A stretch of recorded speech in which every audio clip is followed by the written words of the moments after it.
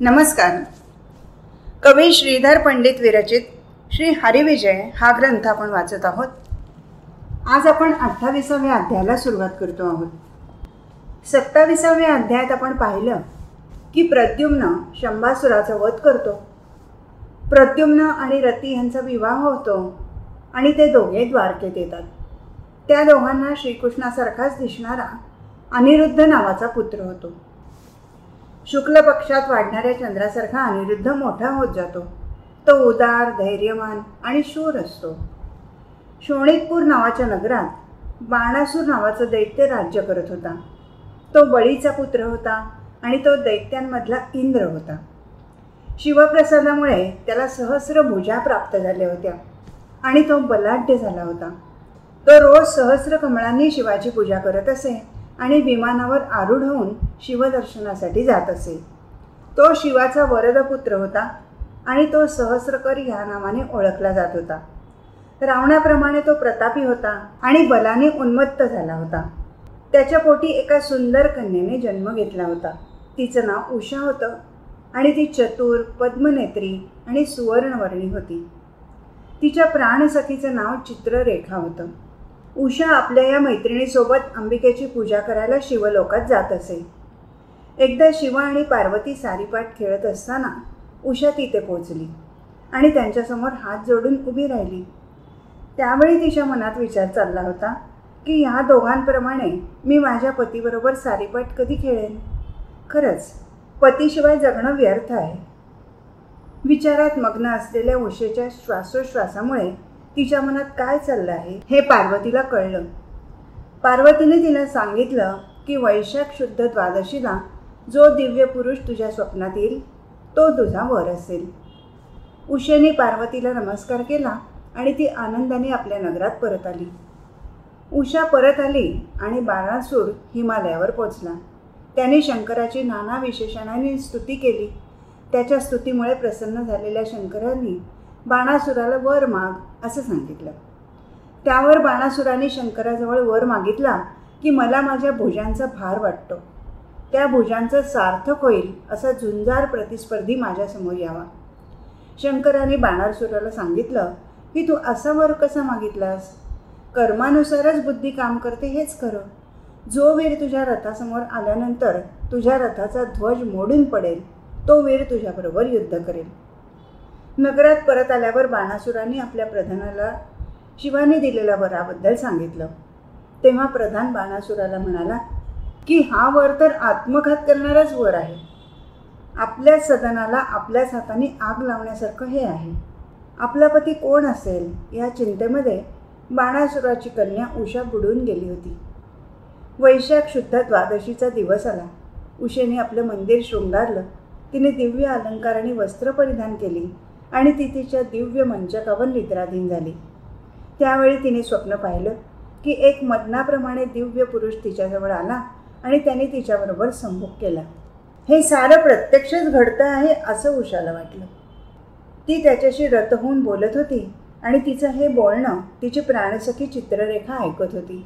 अरुणोदय झाला. उषेला जाग आली. तिने पाहिलं की आपल्या शेजारी आपला प्राणनाथ नाही. ती घाबरी होऊन चहूकडे पाहू लागली. माझ्याजवळ असणारे माझे प्राणनाथ मला सोडून कुठे गेले हे पाहण्यासाठी ती दारापर्यंत धावत गेली. तिला तो प्राणनाथ कुठेच दिसला नाही.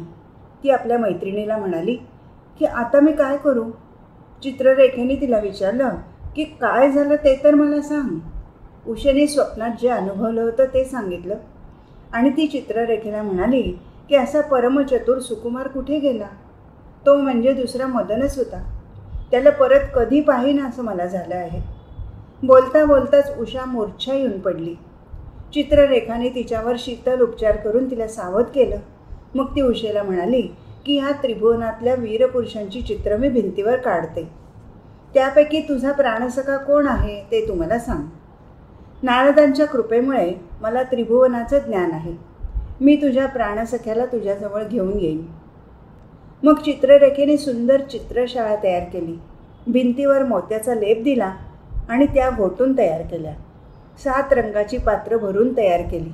चित्ररेखेने आपल्या अंतर्दृष्टीने पहिल्यांदा गजाननाचं चित्र रेखलं. मग तिने सरस्वतीचं चित्र काढलं. मग नारदाचं चित्र काढलं. त्या तिघांना नमन करून समस्त वैकुंठ लोकाच्या रमाकांताचं चित्र रेखलं. कैलासगिरीवरच्या शंकर पार्वतीचं चित्र काढलं. ब्रह्मलोकातल्या पुरुषांची चित्र काढली. सहस्रनेत्र इंद्र यांच्यासहित गण, गंधर्व, यक्ष, किन्नर, विद्याधर यांची चित्र काढली. मरुद्गण, पितृगण, 12 आदित्य, अष्टवसू, अमर्याद देव, अष्टदिक्पाळ, ऋषी अशा सर्वांची चित्र रेखली. भोगींद्रासहित सप्तपाताळातील पुरुषांची चित्र रेखली. पण त्यापैकी कोणीही उषेचा प्राणसखा नव्हता. मग चित्ररेखेने भूमंडळावरच्या नृपतींची आणि 9 खंडामधल्या सप्तद्वीपांमधल्या 56 देशांच्या राजांची चित्र रेखली. संत, महंत, कवी, गुरु, व्यास यांचीही चित्र काढली. एवढ्या सगळ्यांची चित्र दाखवून उषेला तिचा प्राणसखा सापडला नाही, तेव्हा मी आता प्राण देते असं उषा म्हणाली आणि तिनं आपलं अंग भूमीवर झोकून दिलं. चित्ररेखेने तिला सावरलं आणि तिला सांगितलं की द्वारका राहिली आहे, तिथली चित्र मी लिहिते ती पहा. मग चित्ररेखेने द्वारकेचं चित्र काढलं. तिथला उग्रसेन, वासुदेव, देवकी, उद्धव, अक्रूर, बलराम आणि 56 कोटी यादवांची चित्र रेखली. 16 सहस्र अंतपुरांचंही रेखाटन केलं. उषा ते सर्व पाहत होती. मग रुक्मिणी श्रीकृष्णाचं चित्र लिहिलं आणि चित्ररेखेने उषेला विचारलं की ह्यापैकी कोणी आहे का ते सांग. त्यावर उषा म्हणाली की तो यांच्या वंशातला असावा, पण तो हा नाही. मग चित्ररेखेने प्रद्युम्न आणि अनिरुद्ध यांची चित्र काढली. अनिरुद्धाचं चित्र पाहताच उषा म्हणाली की हाच माझा प्राणेश्वर आहे. आता ह्याची आणि माझी भेट लवकर घालून दे, मला आता धीर धरवत नाही. चित्ररेखेने तिला शांत केलं आणि ती आकाशमार्गाने 11 सहस्र योजनं दूर असलेल्या द्वारकेकडे निघाली.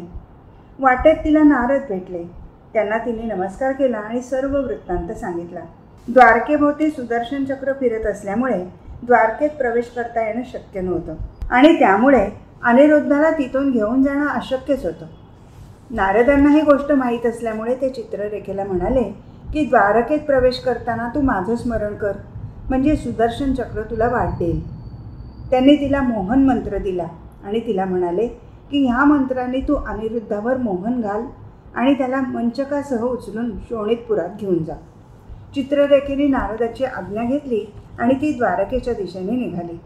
द्वारकेजवळ पोचल्यावर तिला द्वारकेभोवती फिरणारं सुदर्शन चक्र दिसलं. तिने त्याला नारदाची आण घालून मार्ग देण्याची विनंती केली. सुदर्शन चक्राने तिला मार्ग दिला. मग ती अनिरुद्धच्या सदनात गेली. तो दिव्य अशा मंचकावर झोपला होता. पण तिने नारदांनी दिलेल्या मोहन मंत्राने अनिरुद्धावर मोहिनी घातली आणि मंचकासकट अनिरुद्धाला आपल्या तळहातावर घेतलं आणि ती 11,000 योजनांचा मार्ग आक्रमत शोणितपुरात आली. उषा आपल्या सदनामध्ये तिची वाट पाहत थांबली होती. तिने साजशृंगार केला होता. तिने चित्ररेखेला येताना पाहिलं आणि ती धावत तिच्याजवळ गेली. तिने तिच्या चरणांना मिठी घातली आणि तिला म्हणाली की मी कशी उतराई हो. मग दोघींनी तो मंचक उषेच्या मंदिरात नेला. चित्ररेखेने अनिरुद्धावर घातलेला मोहन मंत्र परत घेतला. अनिरुद्ध सावध झाला. तो त्या दोघींना पाहून घाबरला. पण मग चित्ररेखेने त्याला सर्व वृत्तांत सांगितला. तिने सांगितलं की उषेला पार्वतीनं दिलेल्या वराप्रमाणे तिने तुला मनोमन वरलं आहे आणि तिच्यासाठी मी तुला इथे आणलं आहे. मग उषेने अनिरुद्धाच्या गळ्यात दिव्य माळ घालून त्याच्याबरोबर गांधर्व विवाह केला. त्यानंतर अनिरुद्ध आणि उषा या दोघांनी त्या मंदिरात 4 महिन्यापर्यंत सुखसोहळा भोगला. या घटनेची कल्पना उषेच्या वडिलांना बाणासुरालाही नव्हती. उषा गरोदर राहिली होती आणि त्याचवेळी बाणासूर त्याच्या सभेमध्ये बसलेला असताना अंतरिक्षवाणी झाली की बाणा सावध हो, तुझ्या ध्वजस्तंभाचा मयूर उलथून जमिनीवर पडला आहे. त्याचवेळी बाणासुराला परिचारिकेने सांगितलं की तुझी मुलगी गर्भवती आहे आणि एक पुरुष तिच्या मंदिरात गुप्तपणे राहत आहे. हे वृत्त ऐकून बाणासूर कोपला आणि त्यांनी त्याच्या प्रधानाला सांगितलं की उषेच्या सदनाला वेढा द्या. तिच्या सदनातील त्या पुरुषाला तत्काळ बांधून आणा. उषेच्या सदनाला सैनिकाचा वेढा पडला. ते पाहून उषा चिंताक्रांत झाली. तिने अनिरुद्धाचे चरण धरले आणि त्याला म्हणाली की मी तुमचा घात केला. मी तुमची वैरीण झाले आहे आणि तुम्हाला संकटात टाकलं आहे. मी परम पापिणी आहे. आता तुम्ही आधी माझा वध करा आणि मग बाहेर जा. त्यावर अनिरुद्धाने तिला सांगितलं की तू अजिबात घाबरू नकोस. आम्ही यादव आहोत आणि श्रीकृष्णाच्या वंशातले आहोत. श्रीकृष्णाच्या कृपेने मी सगळ्या सैन्याचा नाश करीन. उषेच्या सदनाचं दार मोडून सैन्य तिच्या सदनात शिरले. अनिरुद्धाने दारात चाललेला गोंधळ ऐकला. त्याच्याजवळ शस्त्र नव्हतं म्हणून त्याने दाराची अर्गळा हातात घेतली आणि तो सदनावर चढला. त्याला पाहून सैन्याला वाटलं की बाल दिनकरच उगवला आहे. त्यांनी त्या सैन्यसागरात उडी घातली. तो अर्गळाच्या साहाय्याने युद्ध करू लागला. त्यांनी अनेक हत्ती पाडले, वीरांची मस्तकं चूर्ण केली. 3 कोटी वीरांना त्यांनी झोडून काढलं. त्यांनी केलेला तो संहार पाहून एकच हाहाकार माजला. वीरांना वाटलं की प्रळयरुद्र कोपला आहे आणि तोच अवतार घेऊन आपल्याबरोबर लढतो आहे. अनिरुद्ध लहान दिसत असला तरी तो महायोद्धा होता. त्यांनी बाणाचं सैन्य झोडून काढलं होतं. त्याला पाहून वीर पळत सुटले. हा प्रकार पाहून बाणासूर आपल्या रथावर आरूढ होऊन त्याच्यासमोर आला. सहस्र हात असलेला बाणासूर आपल्या 1000 हातांनी बाण सोडत होता. पण तो चपळ कामसूत अनेक बाण चुकवत होता. तो चपळतेने हालचाल करत असल्यामुळे तो कोणत्या दिशेला उभा आहे हे बाणाला कळत नव्हतं. मग बाणाने सर्पास्त्र योजलं आणि मदन कुमाराला नागपाशाने बंदिस्त केलं. बाण त्याच्याजवळ गेला आणि त्याचा वध करणार इतक्यात त्याचा प्रधान तिथे आला आणि त्याला म्हणाला की हा तुमचा जामात आहे, त्याचा वध करू नका. मग बाणाने त्याला बंदीशाळेत टाकलं. उषेला खूप वाईट वाटलं. हे वृत्त द्वारकेत कसं कळवायचं याची तिला चिंता पडली होती. त्याचवेळी नारद कृष्णसभेमध्ये पोचले. अनिरुद्धाला बाणासुराने बंदीशाळेत टाकलं आहे हे वृत्त त्याने श्रीकृष्णाला दिलं. ते ऐकून यादव सैन्य सज्ज झालं. उद्धव, सात्यकी, अक्रूर आणि सगळे कृष्णकुमार सिद्ध झाले. मदन, बलराम हेही रथारूढ झाले. द्वारकेमधून सैन्य समुद्र निघाला. श्रीकृष्ण गरुडावर बसून 3 प्रहरात शोणितपुरात पोहोचला. यादववीरांनी शोणितपुराला वेढा घातला. मदनाने शोणितपुरावर अग्निअस्त्र सोडलं. नगर धडाधड जळू लागलं. लोकांनी एकच आकांत केला. त्यांना पळून जाण्याचा मार्गच उरला नव्हता. बाणासूर स्नान करून शिवार्चन करत बसला असता कुंभक प्रधान त्याच्याकडे गेला आणि त्यांनी शोणितपूर जळून भस्म झालं आहे ही वार्ता त्याला सांगितली. आपण अनिरुद्धाला व्यर्थ बंदीशाळेत टाकलं असं प्रधान म्हणाला. ती वार्ता ऐकून बाणासूर आपल्या दळवाराला घेऊन बाहेर पडला. त्यांनी पर्जन्यास्त्र टाकून अग्नी विझवला. नंतर त्यांनी आपलं चतुरंग दळ सिद्ध करून तो नगराबाहेर आला. कल्पांत समुद्र लोटल्याप्रमाणे दोन्ही दळं एकमेकांना भिडली. धरणी थरथरली. रक्ताचे पूर वाहू लागले. ते घनघोर युद्ध पाहून नारद कैलासावर गेले आणि त्यांनी शंकराला सांगितलं की तुझ्या भक्ताला बाणासुराला यादव सेनेने घेरलं आहे. यावेळी तू तुझ्या वरदपुत्राला मदत करायला हवी. ती वार्ता ऐकून शंकर आपल्या 60 कोटी गणांना घेऊन निघाला. त्याच्याबरोबर गजानन आणि कार्तिक हे दोघेही निघाले. शंकर आलेला पाहून बाणासुराने त्याला वंदन केलं. शिव आपल्या नंदीवर बसला आणि त्यांनी गोविंदाला पुकारलं. कार्तिक आणि मदन एकमेकांसमोर उभे ठाकले. कुंभक आणि बलराम यांच्यामध्येही युद्ध सुरू झालं. शंकर श्रीकृष्णावर बाण सोडत होता आणि श्रीकृष्ण ते बाण तोडत होता. ते युद्ध पाहून नारद नाचत होते आणि म्हणत होते की बरी रणधुमाळी माजली आहे. शंकराने अग्निअस्त्र सोडलं आणि यादवांचं सैन्य जळू लागलं. ते पाहून श्रीकृष्णाने पर्जन्यास्त्र सोडलं. त्याला उत्तर देण्यासाठी शंकराने वायू अस्त्र सोडलं आणि त्यामुळे निर्माण झालेल्या झंझावातात यादव सैन्य उडू लागलं. कृष्णाने पर्वत घालून वारा अडवला. शंकराने वज्र सोडलं आणि ते पाहून श्रीकृष्णाने ब्रह्मास्त्र सोडलं. ब्रह्मास्त्राने ते वज्र परास्त केलं. मग शंकरानेही ब्रह्मास्त्र सोडलं. ती दोन्ही ब्रह्मास्त्र एकत्र आली आणि अदृश्य झाली. शिवाने मग यादवांवर हिमज्वर घातला. त्यामुळे सगळ्या यादवांच्या हातातली शस्त्र गळून पडली. श्रीकृष्णाने उष्णज्वर घालून शीतज्वर पळवला. मग कृष्णाने शंकरावर निद्रास्त्र घातलं. त्यामुळे शंकर नंदीवरच झोपी गेला. सगळे कटक निद्रिस्त झाले. मदन आणि शिवकुमार यांचं युद्ध चाललं होतं. ते दोघे एकमेकांवर अनेक अस्त्रांचा प्रयोग करत होते आणि शेवटी मदनाने स्त्रिया अस्त्र सोडलं. स्वर्गातून 7 सहस्र दिव्य स्त्रिया उतरल्या. त्यांनी ब्रह्मचारी असलेल्या कार्तिक स्वामींच्या रथाभोवती वेढा घातला. त्या स्त्रियांना पाहून कार्तिक स्वामींनी रथ सोडला, शस्त्र टाकली आणि तो भस्माचा बटवा घेऊन दक्षिण दिशेला निघून गेला आणि गुहेमध्ये दडून बसला. आपल्या मागे स्त्रिया येतील म्हणून त्यांनी शाप दिला की ज्या स्त्रिया माझं दर्शन घेतील त्या 7 जन्म विधवा होतील. कार्तिक पळून गेलेला पाहून यादववीर हसू लागले. कुंभक प्रधान आणि बलराम यांच्यामध्येही जोरदार युद्ध सुरू होतं. बलरामाने मुसळाचा घाव घालून कुंभकाला मारलं. मग बाणासूर त्वेषाने पुढे झाला आणि तो श्रीकृष्णासमोर जाऊन उभा राहिला. दोघांची अस्त्र एकमेकांना भिडत होती. बाणासूर अनेक युक्त्या प्रयुक्त्या करून श्रीकृष्णाबरोबर युद्ध करत होता. मग श्रीकृष्णाने विचार केला की ह्याने मदनाच्या मुलाला अनिरुद्धाला बंदीशाळेत टाकून त्याला खूप त्रास दिला आहे. आता वेळ घालवून चालणार नाही. त्यांनी बाणासुरावर सुदर्शन चक्र सोडलं आणि त्याला आज्ञा दिली की ह्या बाणासुराच्या फक्त 2 भुजा शिल्लक ठेव आणि बाकीच्या भुजा छेदून टाक. बाणासुराच्या 2 भुजा उरल्या आणि बाकीच्या भुजा सुदर्शन चक्राने छेदून टाकल्या. बाणासूर विकल होऊन गेला. त्याच्या छेदलेल्या भुजांमधून रक्त वाहत होतं. तो रक्तबंबाळ झाला होता. सावध झालेल्या शिवाच्या लक्षात आलं की हा श्रीकृष्ण म्हणजे साक्षात आदिनारायण आहे. ह्याच्यापुढे बाण म्हणजे काजवा आहे. मग शिवाने बाणाला सावध केलं आणि त्याला श्रीकृष्णाजवळ आणून त्याच्या पायावर घातलं. शंकराने श्रीकृष्णाला सांगितलं की याचे पूर्वज प्रल्हादापासून बळीपर्यंत सगळेजण तुझे भक्त आहेत. याच्या डोक्यावर तुझा कृपाहस्त ठेव, याच्यावर कृपा कर. मग श्रीकृष्णाने त्याला आपल्या हाताने उठवलं आणि त्याला आपल्या हृदयाशी धरून अभय दिलं. बाणासुराने मग सगळ्यांना नगरात बोलवलं. उमावर आणि रमावर नगरात आले. बाणासुराने अनिरुद्धाला बंदीशाळेतून सोडवलं. त्याला वस्त्रभूषण देऊन त्याचा सत्कार केला. ब्रह्मदेवाने उषा आणि अनिरुद्ध यांच्या विवाहाचा मुहूर्त काढला. बाणासुराने अतिशय आनंदाने विवाह मंडप उभा केला. दोघांचाही विवाह यथाविधी संपन्न झाला. बाणासुराने आपलं भांडार फोडून अपार दानधर्म केला. त्याने स्वतःच्या हाताने श्रीकृष्णाचं पूजन केलं. विवाहाचे 4 दिवस संपले आणि यादवांचा दळभार परतण्यास सिद्ध झाला. बाणाने अनेक आंदणं देऊन अनिरुद्ध आणि उषा यांची पाठवणी केली. शंकरही कैलासावर निघून गेला. श्रीकृष्ण आपल्या यादव दळभारासह आणि उषा आणि अनिरुद्ध यांना घेऊन द्वारकेत परत आला. नवपरिणित जोडप्याने सगळ्यांना नमस्कार केला.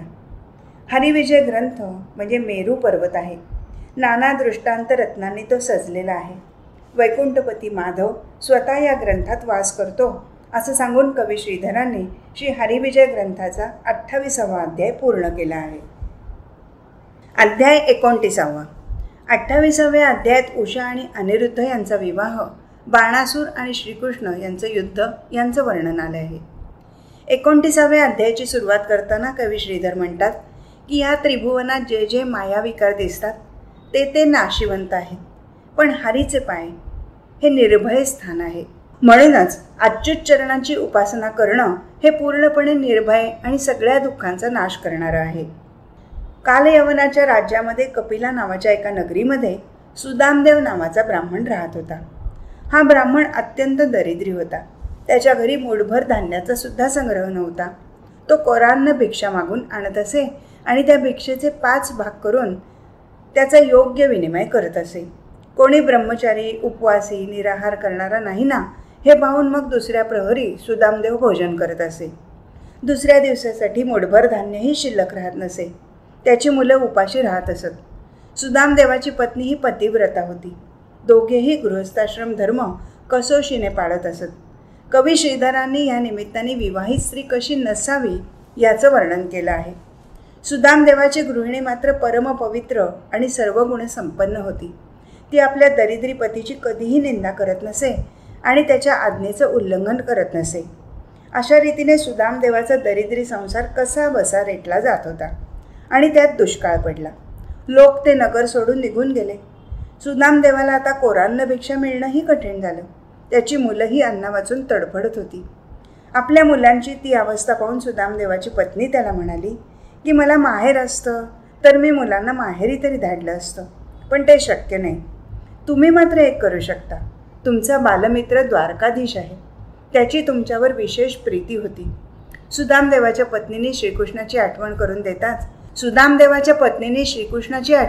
देताच सुदामदेवाला सांदीपनी ऋषींच्या आश्रमातले श्रीकृष्णाच्या सोबतीने घालवलेले दिवस आठवले.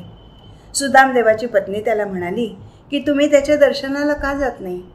त्यावर सुदामदेव म्हणाला की त्याच्या घरी मी रिक्त असे कसं जाऊ. सुदामदेवाची पत्नी शेजारणीकडे गेली आणि मुठभर पोहे उसने मागून आणले. ती सुदामदेवाला म्हणाली की मूठभर पोहे उसने मिळाले हाच शुभ शकून आहे. पण हे पोहे बांधण्यासाठी सुदामदेवाच्या घरी धडके वस्त्रही नव्हते. एका जीर्ण उपरण्याला 4 गाठी मारून त्यात ते पोहे सुदामदेवानी बांधले आणि तो द्वारकेकडे निघाला. पती निघाला आहे हे पाहून तिच्या डोळ्यात अश्रू उभे राहिले. ती म्हणाली की तुमच्या विना मी परदेशी, अनाथ आणि दीन आहे, लवकर परत या. असं म्हणून तिने सुदामदेवाचे पाय धरले. तृणबीज उसणं आणून मी आपल्या बाळांना जगवीन. आपण हरिदर्शन घेऊन सत्वर परत यावं, असं ती म्हणाली. सुदामा घरातून निघाला आणि त्याच्या उजव्या बाजूने डोक्यावर पाण्याने भरलेले कलश घेऊन जाणाऱ्या स्त्रिया दिसल्या. चिंध्यांची वस्त्र पांघरलेला सुदामा त्वरेने द्वारकेच्या दिशेने जाऊ लागला. वाटेत तो विचार करत होता की श्रीकृष्णाच्या दारात सगळे देव हात जोडून उभे असतात. मी तर दीन ब्राह्मण, मला त्याच्या महालात प्रवेश मिळेल का? श्रीकृष्णाच्या सुंदर सुंदर स्त्रिया माझी चेष्टा करतील आणि मग मला खूप वाईट वाटेल. विचार करता करता तो आपल्या जवळची पोह्याची पुरचुंडी ही सारखी चाच पडून पाहत होता. आपण नसताना आपली मुलं उपाशी मरणार तर नाही ना, याचाही विचार सुदामदेवाच्या मनात येत होता. त्वरेने निघालेला सुदामदेव द्वारकेजवळ येऊन पोचला. स्वतः विश्वकर्म्यांनी रचलेलं ते नगर अतिशय सुरेख होतं. त्याचा विस्तार 24 योजनं होता आणि त्या नगराच्या भोवती 7 दुर्ग होते. ते दुर्ग सुवर्णाप्रमाणे झळकत होते. त्या नगराभोवती सतत उचंबळणारा समुद्राचा खंदक होता. दुर्गावर उल्हाट यंत्र ठेवलेली होती. दुर्गांवर ध्वजांच्या रांगा झळकत होत्या. दुर्गांची महाद्वारे नवरत्नांनी मढवलेली होती. दिव्य अशा द्वारका नगरीचं कवी श्रीधरांनी अतिशय सुरेख असं वर्णन ह्या निमित्ताने केलं आहे. द्वारका नगरी भौतिकदृष्ट्या वैभवशाली होती आणि त्या नगरीमध्ये श्रीकृष्णाचा वास असल्यामुळे तिथे संतांची वस्ती होती. संत असतात तिथे ज्ञान असतं, ज्ञान असतं तिथे आनंद असतो आणि आनंद असतो तिथे समाधान असतं, समाधान असतं तिथे सुख असतं, सुख असतं तिथे समाधी असते, समाधी साधल्यामुळे जीव ही उपाधी उरत नाही, उपाधी तुटल्यामुळे अभेदाची प्राप्ती होते आणि अभेदाची प्राप्ती झाल्यामुळे पूर्णबोध होतो आणि या पूर्णबोधामुळे ब्रह्मानंद प्राप्त होतो. विलक्षण अशी द्वारका नगरी पाहत सुदामदेव चालला होता. घराघरातून त्याला वेदध्वनी ऐकू येत होते. शास्त्रांची चर्चा चाललेली दिसत होती. घराघरात अष्टमहासिद्धी तिष्ठत उभ्या होत्या. अनेक देवालये दिसत होती. त्यात दिव्य हिऱ्यांची मोठी लिंग होती. माणिकांचे गणेश होते. प्रत्येक घरासमोर वृंदावनं होती. हिऱ्यांच्या प्रकाशाने चमकणाऱ्या त्या वृंदावनात तुळशीची हिरवी पानं पाचूप्रमाणे शोभत होती. सर्व शुभलक्षणांनी युक्त अशा द्वारका नगरीतल्या श्रीकृष्ण सभेच्या मणिमय दारात सुदामदेव येऊन पोचला. द्वारपालाने त्याला विचारलं, तू कोण आहेस? तेव्हा घाबरून सुदाम्याने उत्तर दिलं की मी श्रीकृष्णाचा भाऊ आहे. त्याचे ते उत्तर ऐकून द्वारपाल हसले आणि म्हणाले की तू म्हणतोस ते खरंच आहे, कारण रमारमण जगतबंधू आहे. द्वारपालाने त्याला आत सोडलं. आत गेल्यावर सुदामदेवाला श्रीकृष्णाची सुधर्म सभा दिसली. सभेमध्ये श्रीकृष्ण बसला होता. किरीट कुंडल घातलेला, सुहास्य वदनाने विराजमान अशा श्रीकृष्णाला पाहून सुदामदेवाला आनंद झाला. श्रीकृष्णाने सुदामदेवाला पाहिलं आणि तो आपल्या आसनावरून उठला आणि धावतच सुदामदेवाजवळ आला आणि श्रीकृष्णाने सुदामदेवाच्या पायांना मिठी घातली.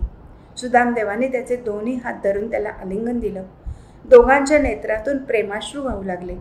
मग श्रीकृष्णाने सुदामदेवाला आपल्या हातांनी आपल्या आसनावर बसवलं, त्याचे पाय धुतले आणि म्हणाला की तू वाटेने चालत आला आहेस, त्यामुळे तुझे पाय दमले असतील. मग श्रीकृष्णाने त्याची पूजा केली. श्रीकृष्णाने सभेचं विसर्जन केलं आणि तो आपल्या मित्राला घेऊन रुक्मिणीच्या सदनाकडे गेला. रुक्मिणीच्या घरात जाऊन ते दोघे झोपाळ्यावर बसले. त्यावेळी सुदाम्याने आपली पोह्याची पुरचुंडी परत एकदा चाच पडून पाहिली. मग श्रीकृष्णाने एका दूताला सांगितलं की रुक्मिणीला सत्वर बोलावलं आहे असं सांग. दूती रुक्मिणीकडे आली आणि तिने श्रीकृष्णाचा निरोप रुक्मिणीला सांगितला. तेव्हा रुक्मिणीने दूतीला विचारलं की हरीजवळ कोण आहे? चिंध्यांची वस्त्र परिधान केलेला एक दीन ब्राह्मण त्याच्याजवळ आहे आणि त्याला जगज्जीवन एक क्षणभरही आपल्यापासून दूर ठेवत नाहीत. त्याने त्याला झोपाळ्यावर बसवलं आहे असं दूतीने रुक्मिणीला सांगितलं.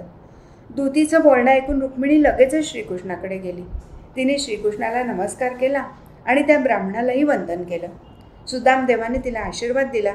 मग श्रीरंगाने रुक्मिणीला सांगितलं की जसा बलराम हा माझा भाऊ आहे तसाच हा माझा गुरुबंधू आहे.